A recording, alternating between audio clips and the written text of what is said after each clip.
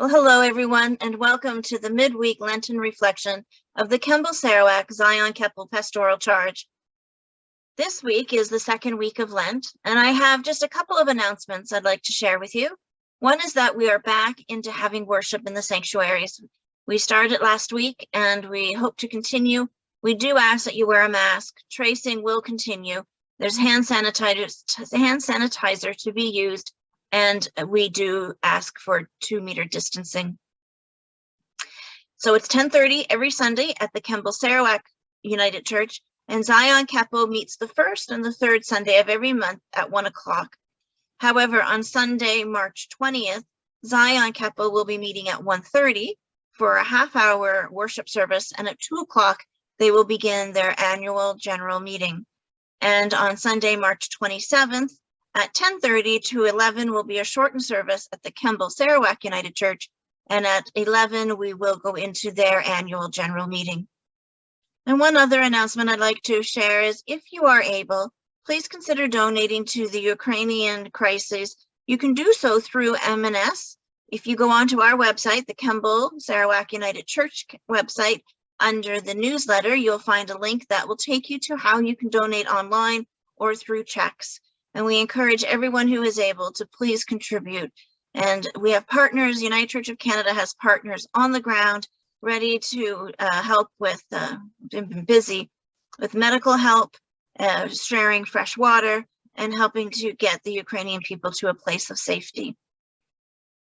So I don't know about you folks, but in our house, we have a new rule. And this new rule is that there is no news after 7 p.m. We turn off the radios, we turn off the TVs, because the last time I watched the 11 p.m. news, I didn't sleep a wink that night. The softness of my bed and the quietness of my room carried me back to what they had filmed that night.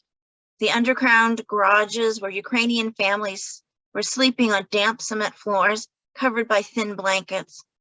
And as I tossed and turned, my thoughts turned to the father that they had interviewed, who was standing outside of a train as it pulled away. And he was standing there holding his son's toy car, and there were tears rolling down his face. And he shared with the film crew that he had sent his family away to safety while he stayed to fight for his country. My prayers began to rise throughout the long night. I began to ponder, what is power? What is true power? Certainly from the news, we can easily make the mistake of thinking missiles, bombs, and instruments of war define that which power is. Putin and his kind seem to have the upper hand.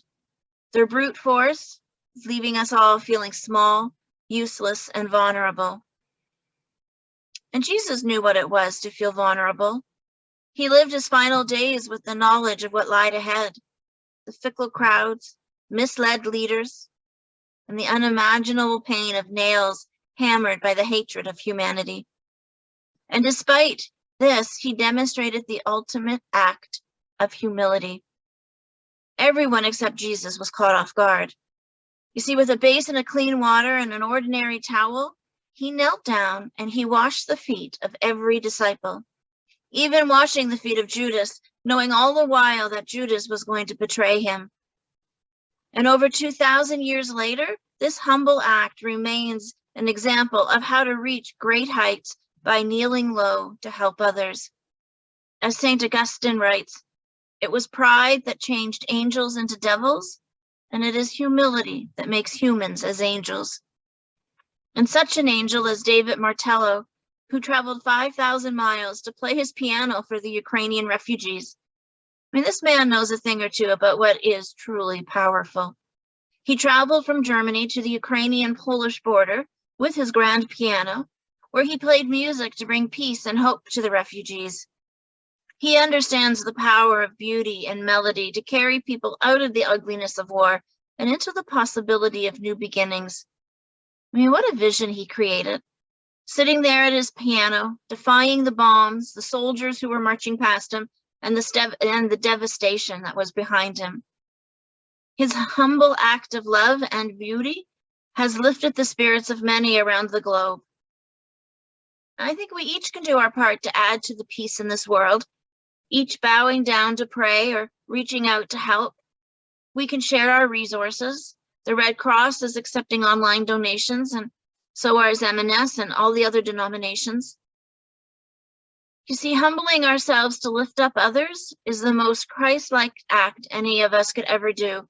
It connects us to an eternal power that brings life out of seemingly dead situations. And so may we all take time this Lent to consider how we can include this power of humility as we reach out to help others. And perhaps just through our example of humility, we can bring others closer to Christ. And so may you have a good second week of Lent, and we'll see you back here next week for our third week of Lent.